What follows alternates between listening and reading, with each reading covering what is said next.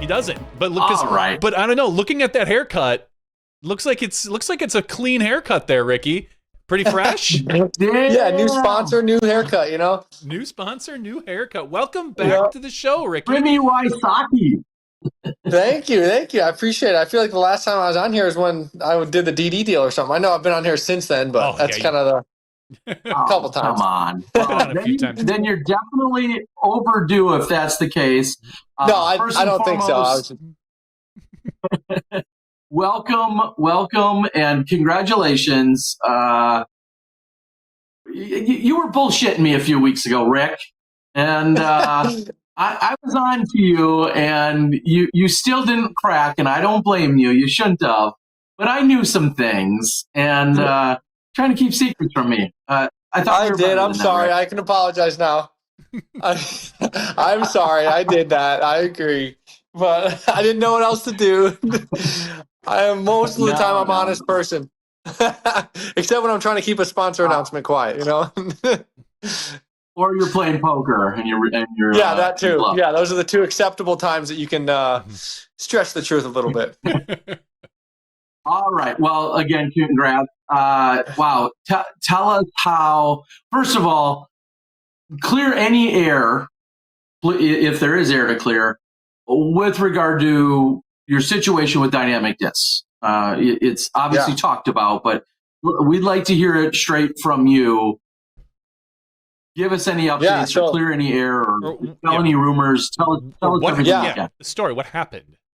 Yeah, I mean, so, really from the start, it was obviously everyone saw the hella glitz and glamour with the helicopter and that kind of stuff. That was all, that was I guess the heyday of dynamic discs and really disc golf in general too. I think that was a time where obviously it was booming and everything was doing well, and people kind of didn't think that there was going to be any sort of pullback in the disc golf market as far as maybe the interest or the sales, all that stuff. And then obviously things kind of changed whenever the ownership, I think, changed hands with everything that happened. That's all public information. I think we all kind of are aware with whatever all that stuff happened. And I think, kind of that's something that people really see, and they really, disc golf fans are really smart. Obviously, I found that out with some things. They do their research. They're well-researched people. And, I do have to say they are smart people. They can kind of see the writing on the wall when certain things happen.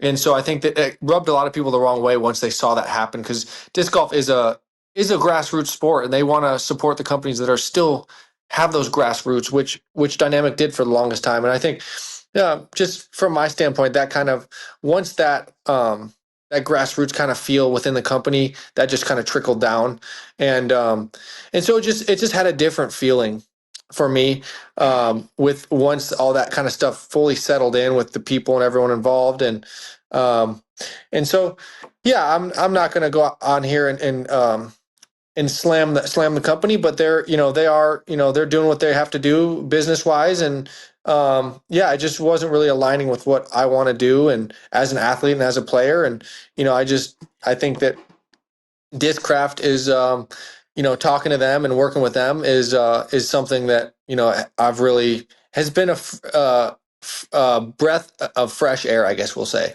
just because of kind of working with Dynamic and the transition and of everything that they've went through, and then working with Discraft and just seeing how it's just they just treat their players a lot differently. We'll put it that way, and and it's amazing. It's it really is. I think that's why the fans. I think the most important thing in disc golf is that translates with the fans is that whenever a company treats a player that they follow really well, then the fan wants to support that company even more. But then also when it does the opposite, it has the opposite effect. Whenever the company doesn't treat a player right, I'm not saying this. I'm just saying this is in generally speaking. I'm not singling out any company. I'm just saying in generally speaking, whenever a player treats a company treats a player maybe not so great, and it's you can kind of see the writing on the wall if you're a fan, then that's just the grassroots part of disc golf where they're going to want to support that company more, and vice versa. So it works for and against the companies whenever they treat their players right, is what I'm trying to say. So I mean, obviously this is a difficult subject, and we're not here to disparage anybody, but how did DD come to you with this information? Like, and if you can share, like, what were the conversations like, and were there options on the table for you to stay at DD? Yeah, so there was options, but I just decided, with everything going on, I didn't want to really be a part of that anymore. So it definitely wasn't a complete, hey, this, you have no choice. It was, they gave me a choice, they gave me an option, and of course, obviously, it wasn't an option I was even really willing to negotiate. So I just decided, that was part of it. But obviously, it's, there's a lot of different equations to it. Obviously the money is a part of it. That's part of the equation. I think it's kind of like 3 or 4 different layers to the onion. Money, performance of the discs, how the companies ran, which I guess I've never really thought about that in the past too much until, which I should have. Obviously, you grow and learn as a person. And so those are the 3 main important things, I think, is performance of the disc, the money, and how the companies run and how they treat their players, I guess. And I guess you can learn that through other players. You can hear that through the grapevine on tour. Hey, this company's treating us well or whatever. And so that really translates within a player pool. So those 3 things are the most important thing that kind of weigh into the decision. It's not, hey, wherever has the most money. Cause there's times in my career where I have been totally willing to go with the company. If let's say, in the past, I've had companies where, hey, I have 3 offers on the table and I have to weigh those three things out. And I may not just jump at the most money. That's, I would be willing to take less from a company that maybe I feel like I can perform and play better with their discs. And that's going to make up for the fact that I may not make that much money on paper with the contract. It might make up for it on the back end with maybe more earnings, more performance bonuses. And so, like I said, that's for me, and I've seen a couple comments. Of course, there's always going to be those comments, just going where the money is, and within my career, that's fine for people. That's just kind of the nature of sports, and I'm okay with that. And but yeah, for me, it's really is the 3-pronged attack whenever I'm making my decisions, and I definitely weigh those in. And I guess the moral of the story is, yeah, Discraft really, I felt like I could perform with them. I felt like I was getting where the market's at right now. I'm getting good pay, and the people and the teammates that I'm going to be associated with, the management, all that different stuff is all things that align with what I want to be a part of. And so I think that is a whole, and they checked all the boxes, and yeah, it's great. And like I said, it's obviously something new, and we're in the cupcake stage right now, but and everything's great, but yeah, it's, I do think, I do get a good feeling, and I, obviously things can change, but I don't think they will. I think that they're really genuine people at Discraft, and they've been around for a long time. And, I got to meet Jim Kenner too. That was really cool. A lot of respect for him and what he's grown his company into. So that was something I'd known about him, but I never really met him officially. So I met him walking around the factory, just hearing the stories about, him growing the brand and grinding in disc golf like I'm doing, but he did it on the business end, growing this crazy big company to get where he's at today, starting from grassroots in this, probably early 80s and all the way through the 90s, and seeing how big his baby got with hard work. And so, like I said, it's kind of cool. So Yeah, obviously, I will say, hold on, Terry. We talked to Bob right before this, Julio, who we had on, and phenomenal guest. He had said how he had been, you guys have been in communication for years, talking, chatting, whatever. So maybe it made it a little bit easier to go from DD to Discraft. But were there other options for you this season?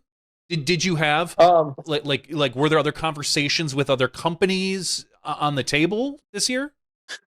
Yeah, so I had options on the table. Of course, it was just, I believe it was mostly, I had 3 options.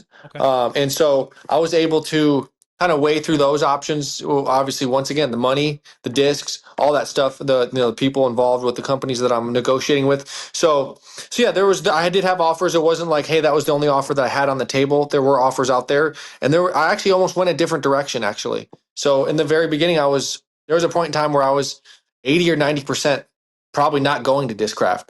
And then things changed. That's kind of how quick things can change when you're in that negotiation period of negotiating contracts is, someone signs or someone pulls out of a certain contract so they have more salary cap or so to say for certain players. So in the offseason, things can happen behind the scenes really quick with hey, this person, bailed out of their contract, they're not going to sign. So, he went over here. So that opens up, just moves the kind of money around, I guess, and salary cap and what companies can do with the wiggle room and all that different stuff. So yeah, it's crazy. I think that it's cool to have the announcement, but a lot of the back end phone calls and texts, was, December and, most of December and January was phone calls and texts with different companies, different team managers. And, Blake Schaefer helped me a lot. And then, so, my team, I had to, JT's been helping me a lot. He's a kind of a new guy on my team that has been helping me a lot as well. And he, just kind of a team effort for sure. And like I said, that, just the point of contact and with all the different companies is, it's a lot of work. Well, one of the biggest conversation pieces that we had before we had Bob on, and then even with Bob, and now here you are, is the fact that you're on the same team as McBeth, which that happened before. You guys were, teammates at Innova in a totally different era, but you guys were teammates at one point there. You two have created one of the greatest rivalries in disc golf since we've seen Kenny and Barry. You guys were that next big rivalry. And there's obviously been, I don't mean to disrespect any other great players that have come along, through those eras as well. Your Felbergs and your Dosses and your Jenkins and all of those guys as well, of course. But you two have been that story for 10 years. It's talked about all the time. Now here you are on the same team, and it's kind of been built on the back of first Val switching over, but then Paul coming over and kind of rebranding all of Discraft as that happened. In what world are you and Paul McBeth on the same team? That's my question. How is that possible? I guess 2025 disc golf, dude. Things are crazy. But yeah, I mean, to be honest, it kind of did weigh into my decision a little bit. It made it, just because we're rivals, like it's hard to really want to be on the same team. But at the same time, it's, disc golf is an individual sport at the same time. It's not, Luka going to the Lakers, he's a teammates with LeBron, but because they are like, that's how you win games and that's how you succeed is through a team. We're on the same team, but that's like saying, a golfer, they're on this, you don't know who's on Scotty Scheffler's team. Like, you don't know, you don't really know who that is on Team TaylorMade. Like, I don't know. I just know that Scotty Scheffler, whoever, I'm sure there's players sponsored by TaylorMade. So it's like, with the individuality of our sport, yeah, it is a little weird. I'm not going to lie. There is that rivalry that we've created. And so now it is a little strange to be on the same team, but it also doesn't change the fact that if we come final round lead card of a tournament, we're going to be cutthroat. We're trying to win. There's going to be Raptor legs. There's going to be the Paul moments where he's fist pumping. That is not going away. And I'm sure that'll happen again. And it might feel a little different, but I guess it's kind of a rivalry within the team, which may be a good thing. So, it is a little weird, and 100% agree with that. And that is an honest take that is very real. And yeah, I definitely feel that too. It's something that I definitely feel that it's not something that I don't feel and don't recognize. And of course I'm aware of, and that's, but that being said, like I said, there's still a positive there, I think, too. We can still have the rivalry, and I don't think it's really going to change our relationship too much, to be honest. Well, what the question is at the first team potluck, are you calling him to make sure you both don't bring the same, casserole? No, I guess definitely, probably not. That's so funny. Probably be in Florida since it's a Discraft event at his course. Yeah. Okay. And to be honest, Bob said it might motivate Paul because, quite honestly, as much as there's been a rivalry for a decade between the two of you, as of late, some injuries with him, obviously baby and other things, he hasn't been playing at your level. It's been you and Gannon and you and AB, and those have been more of the more recent conversations. So I'm not delusional in saying like, hey, you guys are both battling for the win week in and week out like you used to be. However, Do you see this motivating either you or Paul in a greater way? Yeah, I mean, for me, it's, the money and stuff. It's always been, I guess the motivation, like what you're saying, the money and the contracts. That's all been, of course, stuff that I've never take for granted. I'm always thankful for it. And but the one thing that hasn't changed through it all is, the number one thing is that my passion for the game. I love playing. I love competing. It's what I know. I've done it since I'm 15 years old. So it's not something that I started doing, and that's one way I can kind of portray my love for the game is that when I was 15, 16 years old, the top players in the game, weren't making any money. They were, I mean, relatively speaking, compared to now, it's like, hey, maybe the top player makes 120,000, which is still good money. Don't get me wrong. But like, that's if you're like winning every tournament and collecting, doing absolutely everything perfect in that time frame. And so anyways, that being said, is it's just I've always had a passion for the game, and the money's kind of been a side effect of just the love that somehow of me getting good at the game of disc golf and being able to compete and play to the highest level is and so I'm running with it and doing everything I can to continue doing that for as long as I can, and I know everything else will fall into place. And it's yeah, of course, like I said, the money is definitely a factor, but it doesn't change any of the stuff that my morals compass as far as what drives me to be the best disc golfer I can be. We just saw you at the Memorial throwing all DD, of course, because that's before the announcement. Have you had a chance to how long have you had a chance to play with some of your Discraft plastic? Because you've known this was coming, and the season's only 3 weeks away. So, like, what does that look like for you? And it's that's a great question. So yeah, it was tough because I was throwing Discraft at the time, and I kind of just didn't think I was going to play the Memorial, so I was kind of throwing my Discraft bag a little bit. I maybe just threw in the field. Of course, I couldn't go to the course because I can't go to the course because obviously disc golfers will take pictures and post on the pages, and my cover will be blown, But so that was kind of a weird moment where I knew I was going to be sponsored by Discraft, but I kind of wanted to play with Dynamic just to kind of throw people off my trail a little bit, and that's what Terry was referring back to because he kind of knew something was going on, trying to get some info out of me, and I kind of had to not tell him the full truth, I guess, just to protect the news. Even so, I knew it. Yeah, I knew you knew it. I mean, I still couldn't let you know that I knew you knew. So yeah, I mean, it was awkward a little bit, just not being able to go to the course and throw and practice at my local courses. But I still have been going to the fields after the Memorial, which has been a couple weeks now. And I just actually played my full round on the course today because it's announcement day. So I filmed a YouTube video. Joey Tamale is in town. I flew him out to film some of my YouTube videos for my channel, and he came out. We filmed my first official round at the course because I've thrown a little bit in the field, but I haven't actually played on a physical course. So that was kind of nice today, and got to film that first official Discraft round. And so yeah, I think there's going to be a learning curve, but I think for me as a player, I've obviously been to a lot of different sponsors, so I feel like that's actually an advantage to be able to learn how to change, learn how to throw new discs, and be quick with it, and a quick learner, I guess, so to say. And I think I'm going to be able to do that again, and be ready. Like I said, I'm not 100% sure that I'm 100% sure that I'll throw enough shots to be ready and have the bag that I need to play and win and do well, and that's really what matters. But I'm sure there's going to be slow tweaks of like shifting a couple 2 or 3 discs here and there in and out of the bag. I think probably by the Texas swing will probably be a good time where I'll probably be really fully dialed. Florida may be a little sporadic where I might, not have my bag fully set. We heard Germ when he went to MVP talk about like the new mid range he had, the hex that he loved. Now Innova didn't have anything like it, and blah blah blah blah. What has surprised you from Discraft? Like, what's the Discraft? Yeah, no, that's like oh wow, like this is cool because I didn't have something quite like this with DD or something along those lines. Because we all know every manufacturer can pretty much fill almost any slot these days, but there's little discs here and there. Yeah, no, 100%.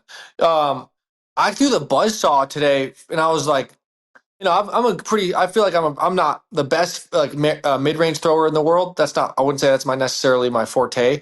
I'm still good at it, but I threw a buzz shot on one of the holes at Vista today that I normally throw, my mid-range and it, within 20, 30 feet of the basket. I threw a similar shot and that same speed shot, I went like 80 feet long of the basket. So I was just super surprised at the glide of it.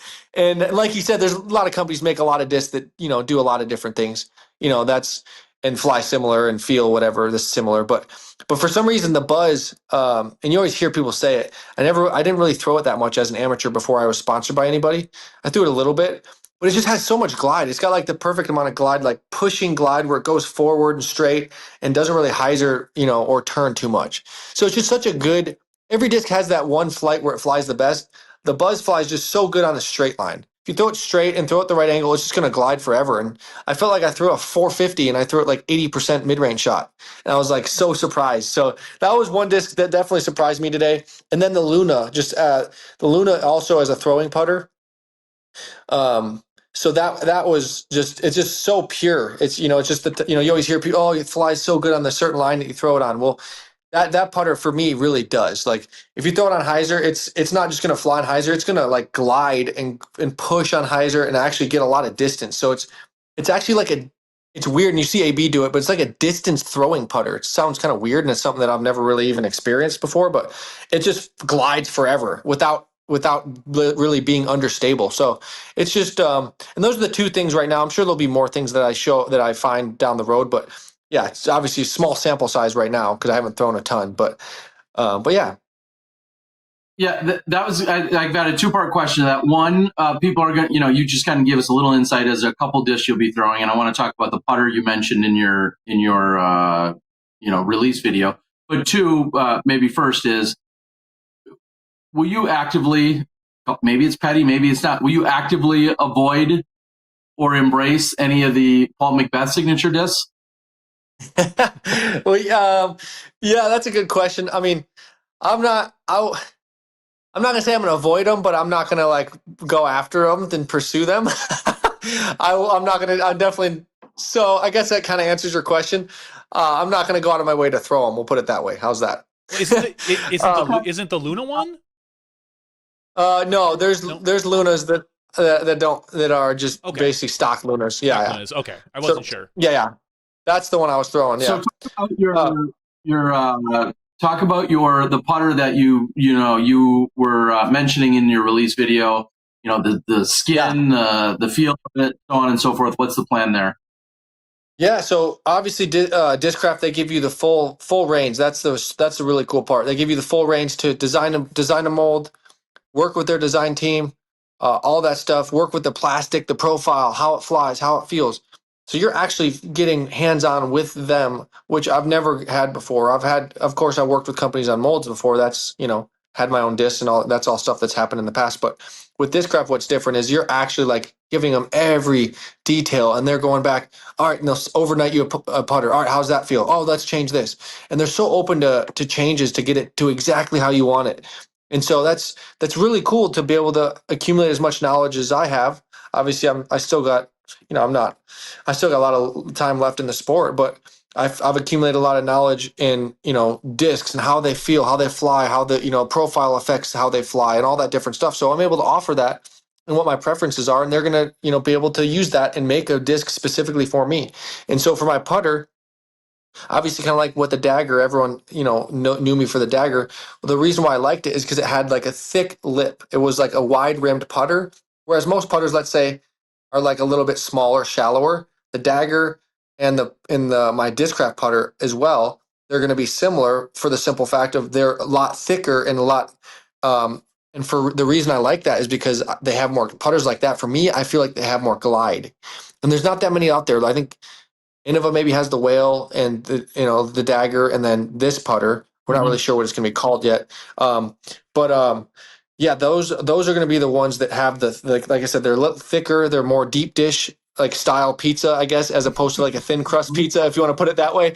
And like I said, it has. So I've noticed they glide more, they stay in the air longer. So there's a whole aerodynamics reasoning why I like those kind of putters. I have bigger hands, so I like the hand feel of it. And so all those dynamics are getting taken into consideration for me to where, that's just part of it is the aerodynamics, how the feel of it, but then also the plastic. Hey, do you want to add certain rubber blends into it? Do you want to add certain things into it to give a certain feel so that way your thumb on top is nice and has a good grip and your fingers on the bottom have a good grip? So every point of contact with my fingers is going to be really important because I'm trying to get spin, and that's how you get spin is with your fingers, and how you get, if you have good grippy plastic, that's how, I feel like I get the most spin, and that equals, made putts. So it all is comes down to a science, and they're just totally willing to put in the work and the time and the effort and the resources within the company to make the putter. It's not easy. It's a lot of back and forth, and hey, this, change that, and so there's just constant tweaks happening. And how close are you to being the final locked in putter? Like, are you all set on it and they're ready to run it, or are you still a little bit here and there? So that's a great question. Actually, I thought we were perfect. I had the perfect feel of it. The feel is perfect, exactly like I want, but we have to tweak something a little bit to get that little extra glide to be exactly where I want it to be. So for right now, it's a little bit stable. So whenever I'm putting with it, I notice a little bit more stability, like hyzering out a good amount more than I want, and then a little bit of drop. So that's what I'm noticing, and that comes from the stability. So you get the stability right to left, and then you also get the drop that comes with the nature of the beast when you get a little bit too stable putter. So, but I'm still throwing it. I'm still throwing it a lot, and I'm enjoying it for that. It's just, like I said, there's a couple tweaks we have to make with that. And the great thing is Discraft's willing to do it, and they're going to do it. They're not just gonna say, oh, that's the putter you got, like you got to work with it. No, they're going back to and making it exactly like how I want. I kind of feel bad because I know how much work that goes into it. I'm like, oh, nope, need to do this, need to do that, change this speed, change that. And so I feel really bad because it's like, they're doing all this stuff to get this putter out to me, and then I putt with it a couple of times. I'm like, nope. Like I can immediately tell, like, hey, that wasn't it. And so I'm like, oh, dang it. Like I have to go back because I'm not, I have a tough time telling people no. I guess I'm not a yes man, but like, I just feel like, they did a lot of work on it, and I just don't want to, I just want to piss in their pool and say, hey, like, this isn't what I'm looking for. You got to redo it basically. Like I have a tough time doing that. You see, spend a week in Michigan. Just go to Michigan for another week, and then you can just dial it right in. That's true. It's crazy because whenever I was there, because I went there a couple of weeks ago, they were like pop a putter off the press and it would still be hot. So I was putting with like a hot putter right off the press basically and trying to putt with it, and like, all right, let's change this, change that. And so I did do that a little bit, but it takes time. I mean, it takes a lot. I mean, we're probably on our 5th or 6th rendition of it. Yeah. You, of course, part of what you had also announced, we see a slight logo redesign, something that Discraft has really been leaning into. Bob talked about that. Just really letting you guys grow and develop as your own brands, even though you're sponsored by Discraft. So we're seeing a slightly, redesign of your logo. You talked about that quite a bit. Does this come along with other sponsorship adjustments or negotiations? Shoes, hats, apparel, bags, carts. You have a lot of those things going on. So talk about any of those changes or developments.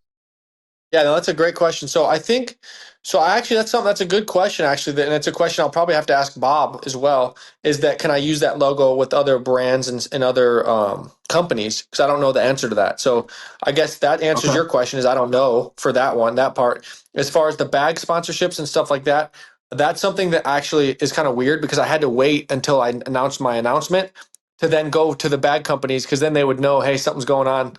Obviously once Didi announced it, I could have probably started the process. But now that the companies know where I'm going, they can kind of, there's nothing to really hide. And so I can go after the bag sponsors, the cart sponsors, and that kind of deal. So what I'm trying to do is I'm trying to do kind of a half and half sponsorship where I do, because obviously I'm a cart player sometimes, and then I'm going to be in Europe for some of the time, which means I'm going to be play with the bag. So I'm probably going to do like a 12. I have like a 24 tournament season right around there. So it'll be like a 12 tournaments with a cart. So if I have a cart sponsor, hey, you're going to get 12 tournaments out of me, and then 12 tournaments with the bag. So that's kind of what, that's an ideal world that I want to, those are the sponsorships that I'm trying to get. And I think it's kind of the best for the fact that I'm going to be, like I said, using a cart some of the time and a bag some of the time. And then that way I can showcase you in the past my products that way. Have been sponsored by, at one point you were sponsored by Grip, but then you also have been very much on Cart Life, whether that's Zuka or Ridge Roller or whatever the case might be. Yeah, those are all. So are you saying, and all of those negotiations are on the table right now? Whether it's a Squatch or an Upper Park or whomever, Pure, I don't know, name any bag. Yep. Pop, whatever. All of those negotiations are still up on the table. Yes, definitely. So yeah, I got my team is on it. Yep, my team of I guess agents or managers, whatever. I got like 2 now, so they're kind of on it and they're helping me out. And what was that giggle? Just the fact that you've got people, you've got so many people now. Yeah. That you, I wasn't trying to sound cool or nothing. I just had to think about it. No. I didn't take it as cocky. I'm just thinking we're at a point where you are saying you have multiple people in your camp, and I chuckle because I think we're growing. That's where for professional sure. And I think the biggest thing is, in order to be a professional, you have to put the time and effort in, just like you did in order to get to a certain level in a sport. So I'm very well aware of that. And so it takes time. That's the other thing people don't understand. You're emailing, you're calling, you're doing all these things. There's a lot of behind the scenes work that goes into doing that. And then on top of that, you have to have the business savvy, business sense to go back and forth on a level to where, I'm probably not comfortable doing that. I'm not a business savvy person, to be honest. I'm a professional disc golfer. There's people in the business world that have spent just as much or way more time even than I've spent in disc golf, which is like 15 years. And that's some people have been in business for 30, 40 years. Who knows? So they're just, and so just like they say, let people do what they're best at. I'm best at what I'm doing, and there's people that are best at what they're doing, and you kind of got to partner together to get the best product. And luckily, I'm lucky enough and thankful enough that I have the resources and the wherewithal to know that I need that. And obviously, I understand not everybody's in a spot in disc golf to where they, for one, need it or can even afford it. I mean, I think a lot of people need it. They just can't potentially maybe afford it or have the connections or whatever to really make it worthwhile for both parties. And so. I think that's the biggest thing, is just having people in place to where they can do it and help you simply because they're just much better at it. It's not, that's a simple answer. They know what they're doing. Yeah. Are there going to be any other things out of the ordinary that we should expect, whether it's your touring or projects or anything else that you see in the works right now that are on the horizon? No, so I think, nothing too crazy. I think that I'm going to be playing some of those Go Throw events. I'm going to be, obviously, my YouTube channel, something that's been important to me that I've been working on, and people have been enjoying that. So that's kind of newish for me. I think in the last year or two, I've really started to go hard with that, and people, and for me, it's the biggest thing is just, obviously YouTube's great. You make money, build a brand and all that stuff. But I think another factor of that is just seeing the positive, I really like your YouTube videos, just, getting that feedback. That really does mean a lot. The fact that, hey, people pay attention to that and not only pay attention to it, they're actually learning from it. Because that's kind of my goal. I'm a professional athlete, and I can kind of share what's going on in my head. Hey, I'm playing, play a hole, do a hole breakdown, but on a professional level, where if you're an amateur, your FPO, FA1, FA3, M3, whatever division you're in, you can learn something. And that's really what the whole goal was. Free for people to watch on YouTube. Obviously I can make money, and that's a thing, and that's just kind of how YouTube works, but building a brand. But then, like I said, a big part of it too is also just having the satisfaction that I'm really genuinely helping people learn and get better at disc golf, which I've accumulated a lot of knowledge over my years. So why not share that with them on a platform, which I'm already going to be playing. I'm already going to be playing the course anyway. So I might as well put a mic on and just talk through the thoughts that are going through my head. And so it just started, as a genuine thing that hey, it's what we call habit stacking. I'm already going to be playing, so I might as well, play the round, film it, and you're stacking good habit on top of good habit. And just that, like I said, that's just what they call habit stacking. My most recent manager actually kind of helped me, talk about that. another thing was like, I love it. one thing I've been doing recently is like a ice bath. So I'm doing like a little live session and doing ice baths. I'm already going to be doing an ice bath, so I might as well talk to people while I'm swimming around in my ice pool, you know? So Oh, okay. I thought you were announcing a for you OnlyFans page here or something. Yeah, that's right. Someone did say that. Listen, we already had one shirtless athlete on tonight. Dylan Cease happened to be wandering behind Bob, and that's hilarious. And so we don't need two tonight, although we wouldn't turn it down. That's hilarious.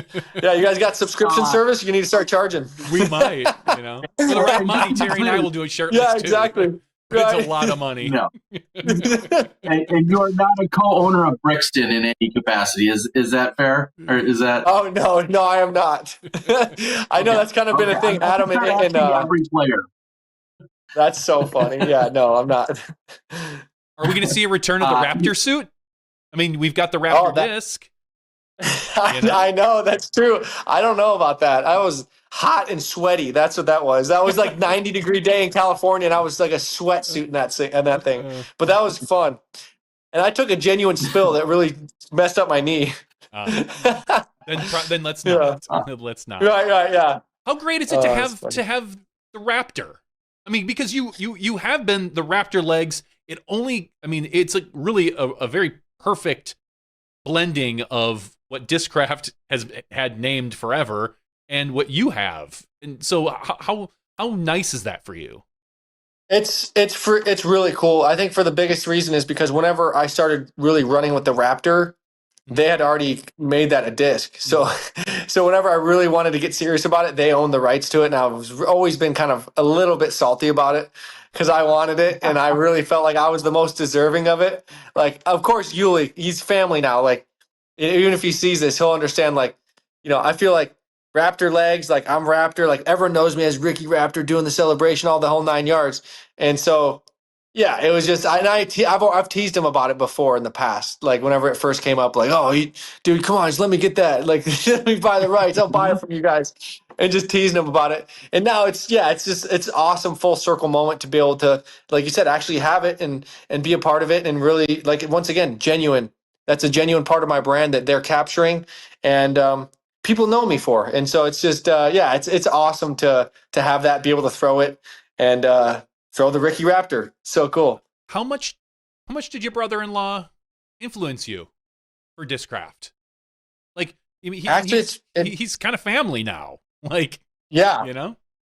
Yeah, no, I think, you know, he's family in the Discraft family and, you know, now he's married to my sister. So he's family that way. So he's kind of a multifaceted and we're part of a family together. But yeah, I think that the biggest thing is, yeah, he did, I think, but most of his stuff was kind of behind the scenes. I mostly worked with Bob and then Bob would kind of talk to him. So I didn't directly talk to Yuli, but and he, you know, obviously narrated my video. That was super cool. He captured that moment really well and did a good job narrating that because he knows me super well. Obviously, we've been touring for a long time and been around each other even before we're Discraft and, you know, before he married my sister. So I think that, yeah, it was, you know, he was a great person for it for a lot of different reasons. Obviously, the team manager, but not only just that, you know, he's known me and seen me grow as a player and been there.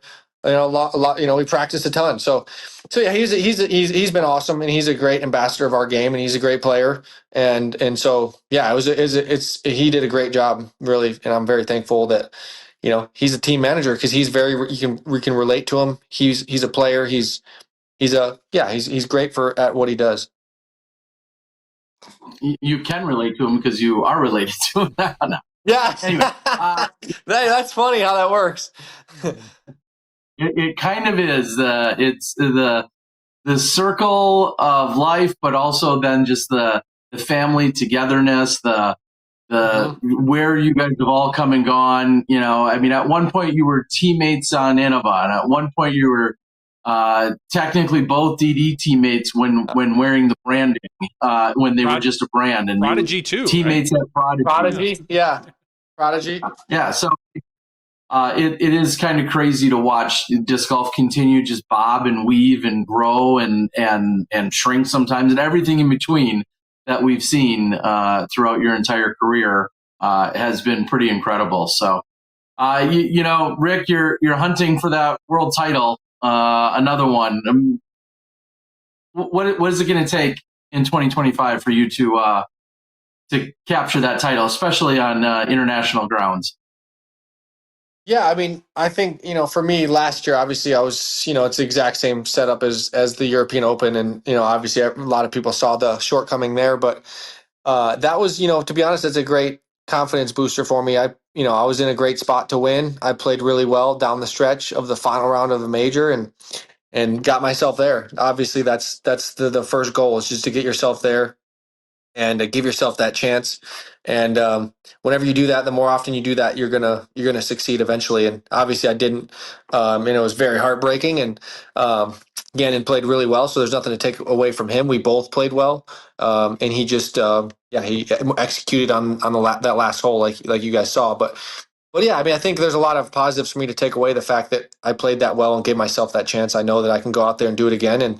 And by then, also, I'll be dialed in with my new bag and having a little extra reps with, some discs I'm adding and subtracting and all that different stuff. So yeah, it's going to be great timing for me. I think I'll have, like I said, a lot of time and feel fully comfortable with the bag. And I won't even be thinking about, second guessing my disc choice or anything when I'm in the moment of the world championship. So yeah, I'm really excited for the opportunity. And yeah, I really do feel like Europe does set up really well for me.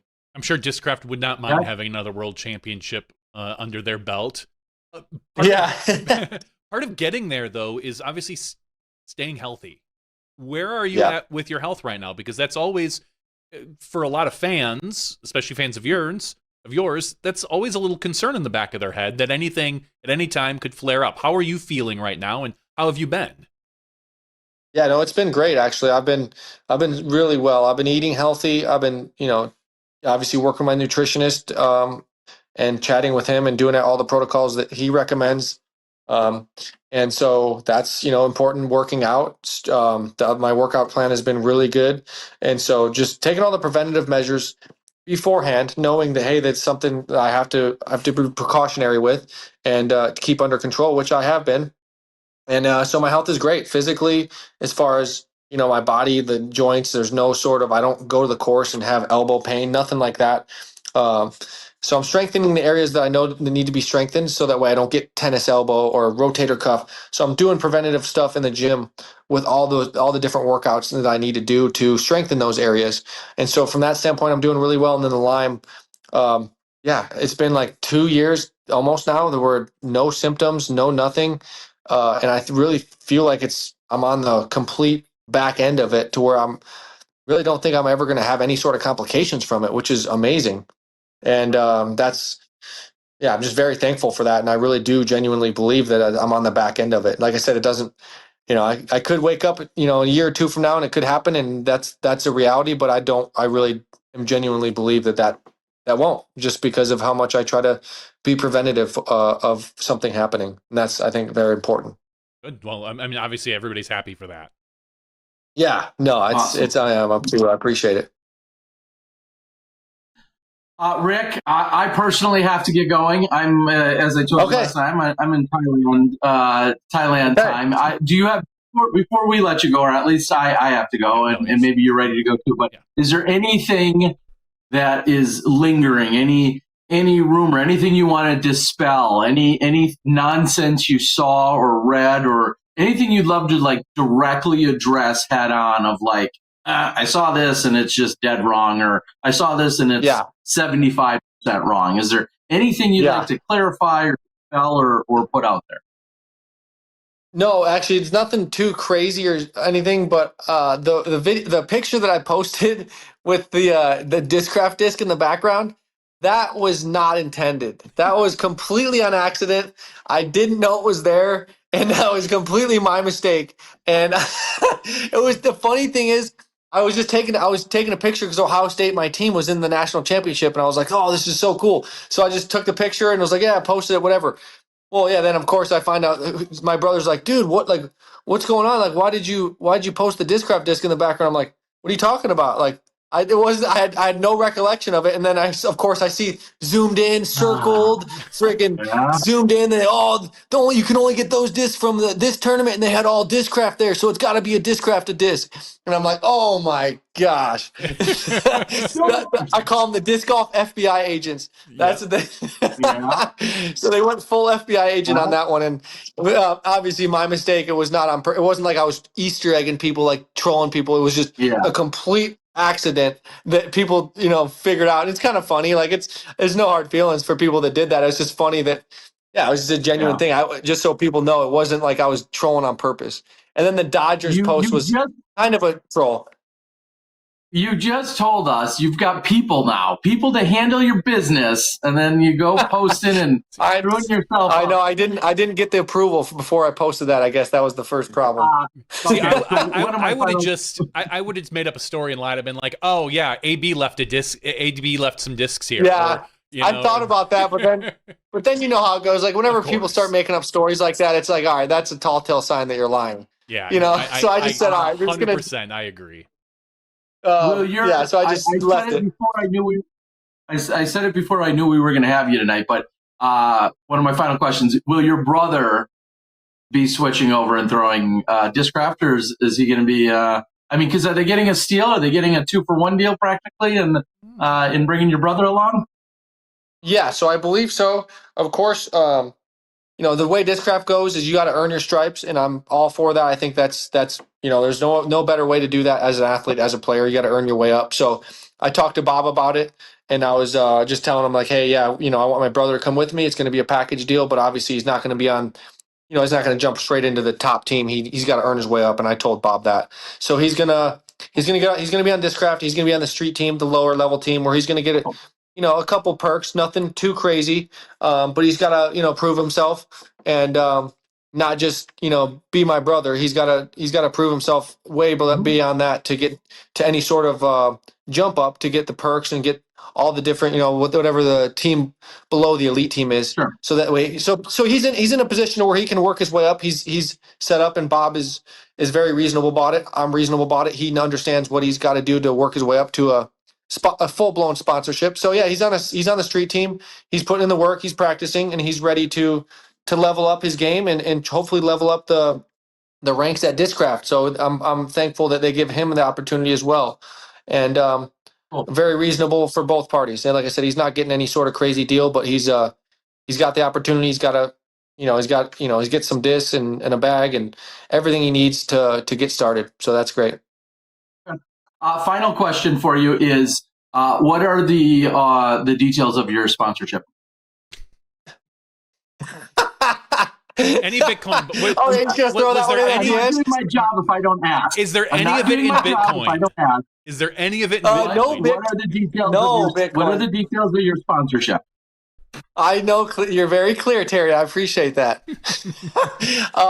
And I guess I didn't do my research enough to talk to Bob and ask him if he wants me to share that. So I have to be respectful of him. I know that's not the answer you want, but I have to do that. And let's say the next time I will, if I talk to him, I will, and I'm on here again, I'll make sure to share. All right. So if it's not, go ahead. I was going to say, my final question then regarding your contract. We're seeing the putter. Are we going to see any other discs? Is there plans for like a Ricky line of discs? We've got the putter, and then maybe obviously with Didi you had the General, which was crazy overstable, and and Discraft has some things already like the Zone OS and the Nuke OS and all these other OS discs. But are we going to see more Ricky discs? Yeah, so just like the putter, there's definitely going to be some stuff that I can have my hand in, so to say, in creating.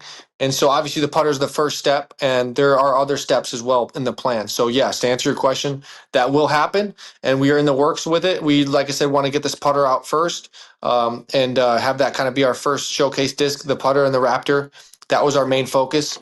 And we did that, and we're going to obviously finalize the putter to exactly my specifications, and then once that's done, we will move into the next project. And so yeah, to answer your question, there will be a line of discs, and obviously the Tour Series and all the different perks that come along with the Elite Series. I think or the elite team, I should say. So the other cool thing, one that I want to add in with Discraft is like I'm coming into the team and I'm on the elite team with obviously a lot of other great players, AB, Adam, and McBeth, all the other players that are still there. And the cool thing is like, just like I said, earn your stripes is, the most popular molds are with players that have been there for a while. So you can't just come in and say, all right, I'm Ricky, I'm on the team, I'm going to take the most, popular, tour series disc, like let's say the Buzz. That goes to somebody that's been there for a while. And so I can totally respect that. I don't want to come in and just. I think Dickerson did that, though. He literally came on. I think he got the buzz right when he walked on that team. That's funny. So, well, I didn't know that, but that's funny. Well, I guess if someone doesn't want it, I think if you have the option to either decline that disc and choose a new one. But and it fluctuates. Certain molds are more popular certain years than others. But the moral of the story is that Discraft, it's basically like a hierarchy. Like if you want a certain disc and you've been there for a certain amount of time and that's your disc, you get that disc over me, which I think is really cool. Even though obviously it would benefit me, that's not the point. The point is, hey, you got to respect that, and Discraft really does do that. And I think even though it doesn't benefit me, that's not the point. The point is they do the right thing by the players that have been there and earned their stripes. And so I think that, that's just a cool dynamic that they do with their team that I really, found out about. And I think it's cool. I think that's really cool. I agree. Yep. Awesome. Well, Rick, all right, guys. I could talk to you for hours if you want to keep talking to Johnny. Or, I don't know if Johnny you can go, but no, we'll close up the show. We do appreciate you joining. We're going to have a ton of follow-up. There's going to be a lot of chatter over the next few weeks. It's going to be really exciting to see this next chapter in your career. And every Tuesday night, win or not, even though you win a lot, win or not, you're always welcome here. And I'm sure we'll be talking to you again soon. Thank you for joining. Awesome. Thank you, guys. Yeah, thank you, Ricky. Busy, so thank you for taking the time out to join us tonight. I know the fans love it. No problem at all. Thank you guys for having me. Really appreciate what you guys do for the game. Awesome. Good seeing you, Ricky. Pal. Take care. Have a good night. Good night. Thanks.